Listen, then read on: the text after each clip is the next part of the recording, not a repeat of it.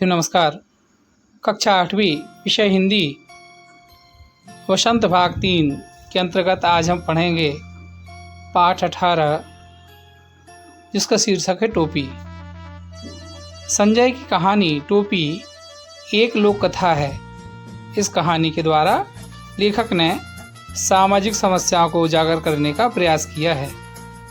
यह कहानी शासन वर्ग से जनता के संबंधों की समीक्षा करती है। लेखक ने इस कहानी में एक नन्ही गौरैया के दृढ़ निश्चय और प्रयासों का वर्णन किया है। लेखक के अनुसार प्रत्येक व्यक्ति नन्ही गौरैया से प्रेरित हो सकता है और अपने जीवन को सफल और अर्थपूर्ण बना सकता है। इसमें लेखक ने राजा और उसके मंत्रियों का जनता के ऊपर दबाव को बहुत ही अच्छे तरीके से दिखाया है। एक छोटी गौरैया भी राजा का सच को सभी जनता के सामने ला सकती है, यह दिखाया गया है। लेखक ने यह समझाने का प्रयास भी किया है कि सबको उसके काम के बदले उचित मेहनताना मिले, पूरी मजदूरी मिले तो किसी को भी अच्छा काम करने में खुशी मिलेगी और कोई भी अपना काम पूरी ईमानदारी के साथ खुशी खुशी करेगा। अब कहानी की ओर चलते हैं। एक थी गौरैया। गौरैया को हम लोग गौरैया के नाम से जानते हैं और एक था गौरा अर्थात नर गौरैया। दोनों एक दूसरे के साथ रहते थे अर्थात परम संगी थे। जहाँ जाते, जब भी जाते, साथ ही जाते, साथ हंसते, साथ ही रोते, एक साथ खाते पीते, एक साथ सोते। भिनसार अर्थात प्रातःकाल होते ही खोते अर्थात घोंसले से निकल पड़ते दाना चुगने और झुटपुटा अर्थात वह समय जब कुछ कुछ अंधेरा और कुछ कुछ उजाला होते ही खोते में आ घुसते, थकान मिटाने और सारे दिन के देखे सुने में हिस्सेदारी बटाते। एक शाम गौरैया बोली, आदमी को देखते हो कैसे रंग बिरंगे कपड़े पहनते हैं, कितना फबता अर्थात सुंदर लगता है उन पर कपड़ा, खाक फबता है अर्थात व्यर्थ सुंदर लगता है।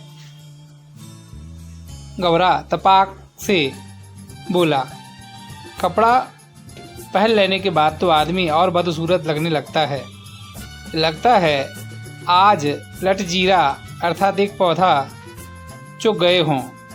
गौरैया बोल पड़ी, कपड़े पहन लेने के बाद आदमी की कुदरती खूबसूरती ढक जो जाती है।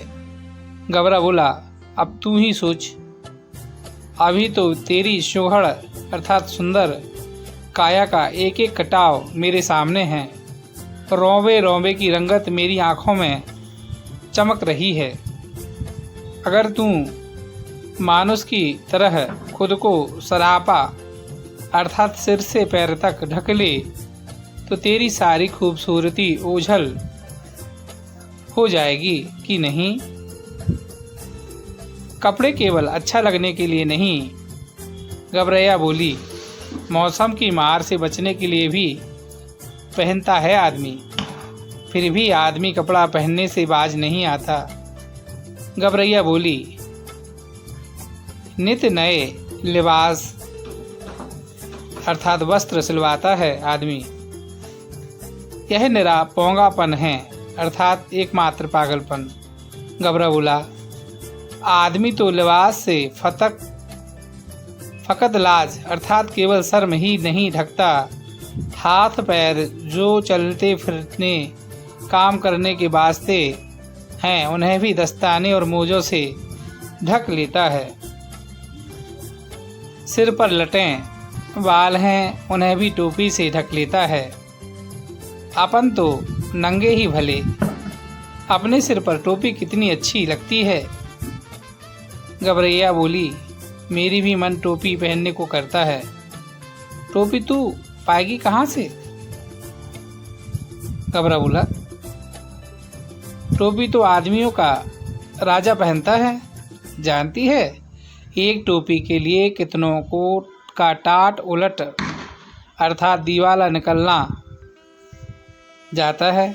जरा सी चूक हुई नहीं कि टोपी उछलते अर्थात सम्मान जाते देर नहीं लगती। अपनी टोपी सलामत अर्थात सुरक्षित रहे, इसी फिक्र में कितनों को टोपी पहनानी पड़ती है। मेरी मान तो तू इस चक्कर में मत ही पड़। गबरा था तनिक समझदार, इसलिए सक्की, जबकि गबरैया थी जिद्दी और धुन की पक्की। कोई बात निश्चित कर लेना तो उसको पूरा करके ही दम लेना, इसको कहते हैं धुन का पक्का होना। ठान लिया सो ठान लिया, अर्थात पूर्ण तरीके से निश्चय कर लेना, उसको ही जीवन का लक्ष्य मान लिया। यह गौरैया का चरित्र था। कहा गया है जहाँ चाह वहीं राह। मामूल इसका अर्थ होता है नित्य नियम के मुताबिक। अगले दिन दोनों घूरे अर्थात कचरे के ढेर पर चुगने निकले। चुगते चुगते गबरैया को रुई का एक फाहा अर्थात टुकड़ा मिला। गौरैया चिल्ला पड़ी, मिल गया मिल गया मिल गया। गबरैया मारे खुशी के घूरे पर लौटने लगी। अरे क्या मिल गया रे? गबरी ने चिढ़ाकर पूछा। मिल गया टोपी का जुगाड़ मिल गया। गबरैया ने गबरे के सामने रुई का फाहा धर दिया। तेरे जैसे ही एक बाबरा अर्थात दीवाना और था, गबरा बोला। रास्ता चलते चलते उसे अचानक एक दिन पड़ा हुआ चाबुक अर्थात कोड़ा मिल गया। चाबुक था बड़ा उम्दा और लचकदार, किसी घुड़सवार के हाथ से छूट कर गिर गया था। चाबुक हाथ लगते ही वह बाबरा अर्थात पागल चीखने लगा। चाबुक तो मिल गया, बाकी बचा 3 घोड़ा, लगाम और जीन। अब ये तीनों तो रास्ते में पड़े मिलते नहीं हैं, अर्थात चाबुक जिसका उपयोग घोड़ा हाँकने में होता है, परंतु रास्ते में चाबुक मिल सकता है, घोड़ा, लगाम और जीन नहीं मिल सकती। यह गौरा ने गौरैया को समझाने का प्रयास किया। सब काम धंधा छोड़ वह बावरा ताउम्र अर्थात जीवन भर यह रटता रहा। बाकी बचा 3 घोड़ा, लगाम, जीन। गबरा उसे समझाते हुए बोला, इस रुई के फाहे से लेकर टोपी तक का सफर तुझे कुछ अता पता है? बस देखते जाओ अब कैसे बनती है टोपी। गबरैया रुई का फाहा लिए एक धुनिया के पास चली गई और बड़े मनुहार से बोली, धुनिया भैया इस रुई के फाहे को धुन दो। दुनिया बेचारा बूढ़ा था, जाड़े का मौसम था, उसके तन पर वर्षों पुरानी तार हो चुकी एक मिर्जाई अर्थात वस्त्र, जिसको अंगरखा भी कहते हैं, पड़ी हुई थी। वह कांपते हुए बोला, तू जाती है कि नहीं? देखती नहीं, अभी मुझे राजा जी के लिए रजाई बनानी है। एक तो यहाँ का राजा ऐसा है जो चाम का दाम चलाता है, ऊपर से तू आ गई फोकट की रुई धुनकवाने। फोकट का अर्थ होता है मुफ्त। उज्र अर्थात मना ना करो भैया। गबरैया बोली, मैं तुम्हें पूरी उजरत अर्थात मजदूरी दूंगी, इसे धुन दो भैया। आधा तू ले ले, आधा मैं ले लूंगी।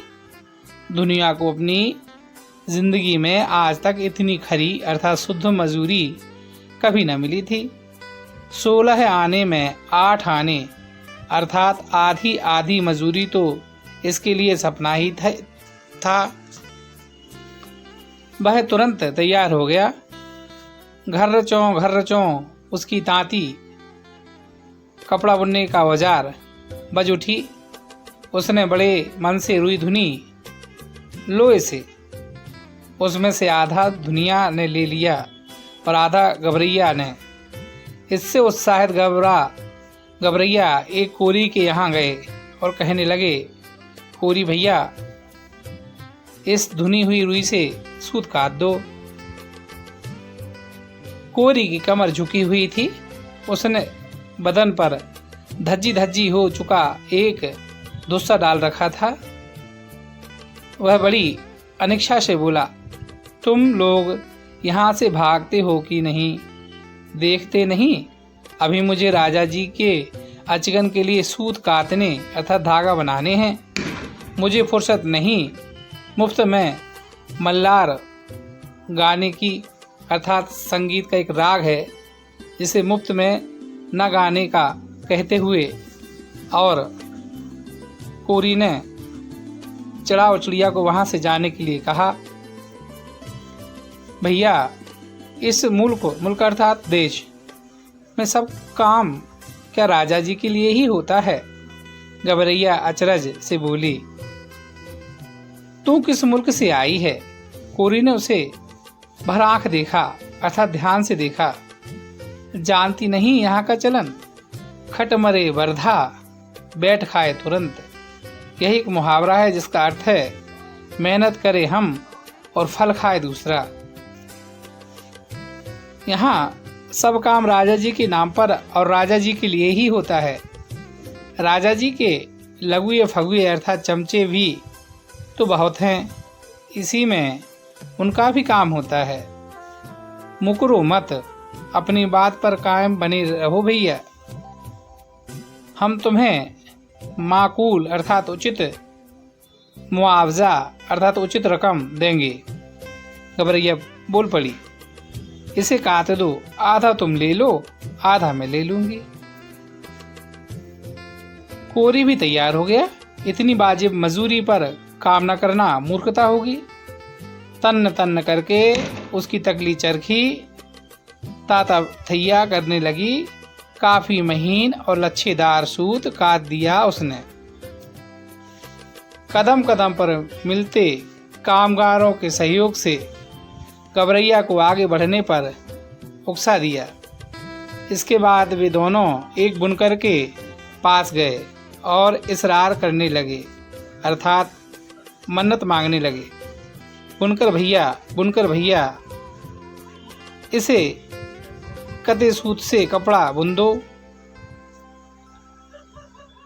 बुनकर उन्हें अगबग अर्थात परेशान होकर देखने लगा। हटते हो कि नहीं यहाँ से? देखते नहीं अभी मुझे राजा जी के लिए बागा अर्थात शेरवानी जैसी एक वस्त्र बुनना है। अभी थोड़ी देर बाद ही राजा जी के कारिंदे कर वसूलने वाले हाजिर हो जाएंगे। साब करे भाव तो चवाव करे चाकर, यही कहावत है जिसका अर्थ है काम करे कोई और खा जाए। और इतना कहकर बुनकर अपने काम में मशगूल अर्थात व्यस्त हो गया। इसे बुन दे भैया, गबरैया ने साहस संजोकर कहा। हम सेंत मैत का काम नहीं करवाते अर्थात मुफ्त का काम नहीं करवाते। इसे बुन दे और आधा तू ले ले, आधा हम ले लेंगे। बुनकर ने देखा कि सौदा बुरा नहीं, वह तैयार हो गया। सूत अपनी ओर खींचकर ताना बाना पसार दिया। उसका चरखा चलने लगा। ठरकी अर्थात कपड़ा बुनते हुए जुलाहे जिससे बाने का सूत फेंकते हैं ढुलकने लगी। थोड़ी ही देर में उसने काफ़ी गफस अर्थात घनी बुनाई और तवीज़ अर्थात मजबूत कपड़ा बुन दिया। आधा उसने ले लिया और आधा इन्होंने। गबरैया ने 3/4 मंजिल अर्थात हिस्सा मार लिया था। कपड़ा लिए दिए वह एक दर्जी के पास जा पहुंची। दर्जी भैया इसकी टोपी सिल दो। खिसकती हो कि नहीं यहाँ से? दर्जी रोष से बोला। देखते नहीं राजा जी की 7वीं रानी से 9 बेटियों के बाद 10वां बेटा पैदा हुआ है। अब उस 10 रत्न के लिए मुझे ढेरों झब अर्थात झबला एक तरह का वस्त्र सिलने हैं। दर्जी ने माथे का पसीना पहुँचते हुए ठंडी आह भरी। निश्चिंत चिंता मुक्त होकर वह सांस लेना, कुछ देर न लेना, भर माथे पसीना, यही कहावत है जिसका तात्पर्य है मुफ्त में काम कराने आ जाना। हम तो भैया बेगार अर्थात मुफ्त में कुछ करवाते नहीं। गबरैया बोली। इस बुने कपड़े की टोपी सिल दें, बल्कि 2 टोपियां सिल दें। एक तू ले ले, एक हम ले लेंगे। मुँह मांगी मजदूरी पर कौन मूजी अर्थात मजदूरी तैयार ना होता। कच्च उसकी कैंची चल उठी और चूहे की तरह शर उसकी सुई कपड़े के भीतर बाहर होने लगी। बड़े मनोयोग से उसने 2 टोपियां सिल दी। खुश होकर दर्जी ने अपनी ओर से एक टोपी पर 5 फुंदने भी जड़ दिए। फुंदने वाली टोपी पहनकर तो गबरैया जैसे आप ही में ना रही, 1.5 टांगों पर ही लगी नाचने। फुदक कर लगी गबरा को दिखाने। देख मेरी टोपी सबसे निराली, 5 फुदने वाली। वाकई तू तो रानी लग रही है। गबरे को भी आखिरकार कहना पड़ा। रानी नहीं राजा कहो, मेरे राजा। गबरैया ऊंचा उड़ने लगी। अब कौन राजा मेरा मुकाबला करेगा? टोपी पहनते ही उसके मन में एक नई हुलस ने जोर मारा कि क्यों ना इस मुल्क के राजा को भी एक बार जायजा लिया जाए अर्थात देख लिया जाए, जिसके लिए इतने सारे काम होते हैं। उड़ते उड़ते वह राजा के महल के कंगूरे पर जा बैठी। उसी वक्त राजा अपने चेवारे अर्थात आंगन पर टहलुओं अर्थात नौकरों से खुली धूप में फुलेल सुगंधित तेल की मालिश करवा रहा था। राजा उस वक्त अधनंगा बदन और नंगे सिर था। एक टहलुआ सिर पर चंपी सिर की मालिश कर रहा था, तो दूसरा हाथ पांव की उंगलियां फोड़ अर्थात चटका रहा था, तो तीसरा पीठ पर मुक्की मार रहा था, तो चौथा पिंडली पर गुद्दी काट अर्थात थकान मिटा रहा था। गबरैया कंगूरे पर से ही चिल्लाई, मेरे सिर पर टोपी, राजा के सिर पर टोपी नहीं, राजा के सिर पर टोपी नहीं। मालिश करवाते राजा की नज़र गबरैया से टकरा गई। गबरैया के सिर पर फुतरेदार टोपी रख देखकर उसकी अकल चकरा गई। वह तो लगातार हटे जा रही थी, मेरे सिर पर टोपी, राजा के सिर पर टोपी नहीं। अरे कोई मेरी टोपी लाओ जरा जल्दी। राजा दोनों हाथों से अपना सिर ढकते हुए चिल्लाया। टोपी आ गई। राजा ने झट पहन ली। देख रही फतगुद्दी एक छोटी सी चिड़िया, ये रही मेरी टोपी। गबरैया ने अब दूसरा ही राग अलापना अर्थात यह मुहावरा है जिसका अर्थ है अपनी बात कहते रह जाना शुरू कर दिया। राजा की टोपी में एक भी नहीं, मेरी टोपी में 5 फुंदने, राजा की टोपी में फुंदने नहीं। राजा को बेहद ऐठी अर्थात अपमान महसूस हुआ। इस मुल्क के महाबली अर्थात शक्तिशाली राजा के सामने एक चिड़िया का यह मजाल वह बुरी तरह बिगड़ गया। इस फतगुद्दी की गर्दन मसल दो, पखने नोच दो, सिपाहियों देर ना करो। क्षमा अर्थात क्षमा कर महाराज। मंत्री ने एक हाथ जोड़ दिए। मच्छर मारकर हाथ क्यों गंदे करना, यह एक मुहावरा है जिसका अर्थ है अति लघु बलहीन प्राणी से लड़कर ऊर्जा नष्ट करना, इससे क्या फायदा, अपने आप चली जाएगी। तब राजा सिपाहियों से बोला, ऐसे नहीं मानेगी, इसकी टोपी छीन ले आओ, उसे मैं पैरों से ठोकर मारूंगा। एक सिपाही ने गुलेल मारकर गबरैया की टोपी नीचे गिरा दी, तो दूसरे सिपाही ने झट वह टोपी लपक ली और राजा के सामने पेश कर दिया। राजा टोपी को पैरों से मसलने लगा कि उसकी खूबसूरती देखकर दंग रह गया। कारीगरी के इस नायाब नमूने को देखकर वह जड़ हो गया। यही एक मुहावरा है जिसका आशय है एक जगह जम जाना। मेरे राज में मेरे सिवा इतनी खूबसूरत टोपी दूसरे के पास कैसे पहुंची? सोचते हुए राजा उसे उलट पुलट कर देखने लगा। इतनी नगीना अर्थात सुंदर टोपी इस मुल्क में बनाई किसने? राजा के मन में ख्याल आया। अब तो उस हुनरमंद अर्थात गुणी कारीगर को खोज होने लगी। राजा चाहे और पता ना चले, गिरते पड़ते दर्जी हाजिर। दुहाई अन्नदाता, इतनी बढ़िया टोपी तुमने कभी हमारे लिए क्यों नहीं बनाई? मेघों की गड़गड़ाहट अर्थात बादल की गर्जन जैसा गुस्सा का मानंद अर्थात तरह राजा की आवाज निकली। दुहाई अन्नदाता, कपड़ा बहुत उम्दा अर्थात अच्छा था सरकार, एकदम गफस अर्थात कोमल और दबीज अर्थात घना और मजबूत। दर्जी ने कहा, ऐसा उम्दा कपड़ा किसने बुना? नाग की मानिद अर्थात तरह।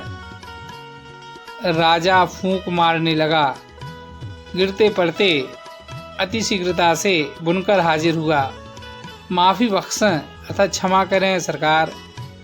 माफ़ी नहीं, वजह अर्थात कारण बताओ। सूत बड़ा उम्दा था सरकार, एकदम महीन और लच्छीदार था। बुनकर ने कहा, इतना महीन सूत किसने काता? शेर की मानद तरह राजा ने दहाड़ मारी। गिरते पड़ते कोरी हाजिर हुआ। जान बख्शे महाराज। जान नहीं वजह बताओ। रुई बड़ी बेहतरीन थी सरकार, एकदम बादलों की तरह धुनी हुई। इतनी बेहतरीन रुई किसने धुनी? बिजली की तरह राजा की आवाज कड़की। हाँफते छाती पीटते दुनिया हाजिर हुआ। क्षमा अन्नदाता अर्थात क्षमा स्वामी। क्षमा क्षमा नहीं, वजह बताओ। राजा गुस्से से कांप उठा। तुम चारों ने मिलकर इस गवरैया का काम किया, हमारे लिए आज तक ऐसा काम क्यों नहीं किया? आपके लिए भी किया है सरकार, दुनिया ने जमीन पर लेट कर कहा। आगे भी आपके लिए करेंगे सरकार। हमारे लिए अब तक जो काम हुआ है उसमें इतनी नफासत अर्थात सज्जा क्यों नहीं थी? अभयदान क्षमादान दें तो बोलूं सरकार, दुनिया बोला। चलो दिया, राजा बोले। अब बताओ महाराज, इस गवरैया ने जो भी काम करवाया उसमें आधा हिस्सा दे देती थी। जिसके पास बहुत कुछ है वह कुछ भी नहीं देता। इसके पास कुछ भी नहीं था फिर भी वह आधा दे देती थी। इसलिए इसके काम में अपने आप नफासत अर्थात सज्जा आती गई सरकार। दुनिया दंडवत चरण स्पर्श करते हुए, देख लें राजा, आंख में अंगुली डालकर देख लें, इसके लिए पूरे मोल चुकाए हैं। बेगार अर्थात बिना मेहनताना के किया गया काम नहीं था यह। गवरैया फिर चिल्लाने लगी, यह राजा तो कंगाल अर्थात दरिद्र है, निरा कंगाल। इसका धन घट गया लगता है, इसे टोपी तक नहीं जुड़ती, तभी तो इसने मेरी टोपी छीन ली। राजा तो वाकई अकबका गया था। एक तो तमाम कारीगरों ने उसकी मदद की थी, दूसरे इस टोपी के सामने उसकी टोपी की काम सूरती अर्थात कम सुंदर, तीसरे खजाने अर्थात बैंक की खुलती पोल। इस पाखी अर्थात पक्षी को कैसे पता चला कि धन कम हो गया है? तमाम बेगार करने वाले, मुफ्त काम करने वाले बहुत सख्ती से लगान अर्थात कर वसूलने के बावजूद राजा का खजाना खाली ही रहता। इतना ऐसो आराम अर्थात सुख चैन, इतनी लश्करी अर्थात सेना, इतनी लवाजिमें अर्थात यात्रा आदि के साथ रहने वाला सामान का बोझ खजाना संभाले भी तो कैसे? इसमें तो खजाना बहुत लगता है। मंत्री ने धीरे से कहा, यह मुँह फट अर्थात मुँह पर जवाब देने वाला, तू राजा को बेपर्दा ही करके दम लेगी। राजा तो खुद घबरा रहा था, झट से बोल पड़ा, इसकी टोपी वापस कर दो। सिपाहियों ने कहा। टोपी वापस कंगूरे की ओर हवा में उछाल दी। गवरैया ने फिर से टोपी पहन ली और उड़ उड़ कर कहने लगी, यह राजा तो डरपोक है, डरा डरपोक मुझसे डर गया, तभी तो इसने मेरी टोपी लौटा दी। कौन इस मुँह फट के मुँह लगे? क्यों मंत्री जी, कहकर राजा ने अपनी टोपी कसकर पकड़ ली।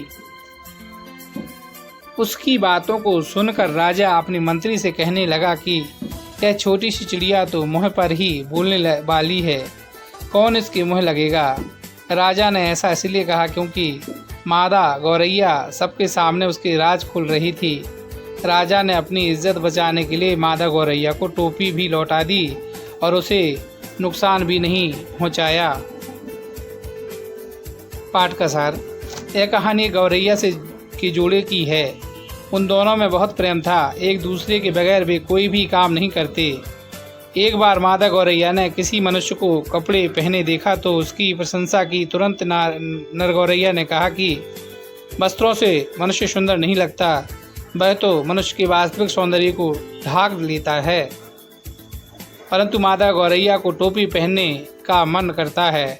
नर गौरैया कहता है कि हमें वस्त्रों की कोई आवश्यकता नहीं, हम तो ऐसे ही ठीक हैं। मगर मादा गौरैया अपनी जिद की पक्की थी। उसने निश्चय कर लिया था कि वह टोपी बनवा कर ही रहेगी। एक दिन उसे रुई का टुकड़ा मिला, जिसे पहले वह दुनिया के पास ले जाकर धुनवाती है, फिर सूत कतवाने के लिए कोरी के पास ले जाती है तथा दोनों को बनवाई आधा आधा हिस्सा मजदूरी दे देती है।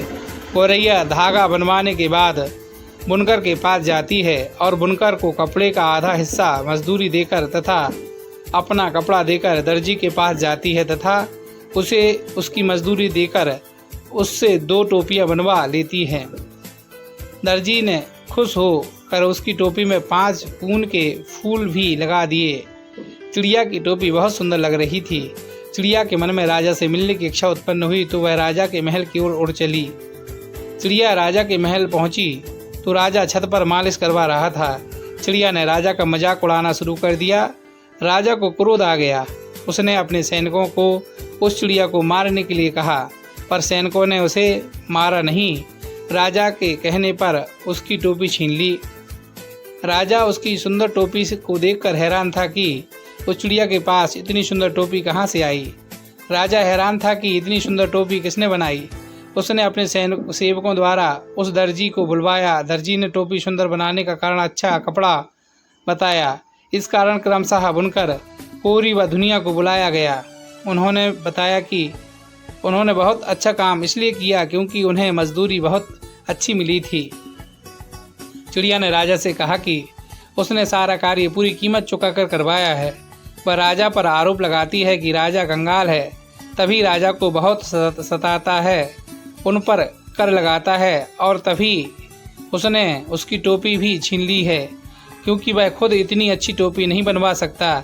राजा को अपनी पोल खुलने का डर हो चला था, इसलिए वह चिड़िया की टोपी वापस कर देता है। चिड़िया राजा को डरपोक डरपोक कहती हुई निकल जाती है। अब बारी है प्रश्नाभ्यास की, तो लीजिए प्रस्तुत हैं ये प्रश्न, तो चलिए अभ्यास करिए।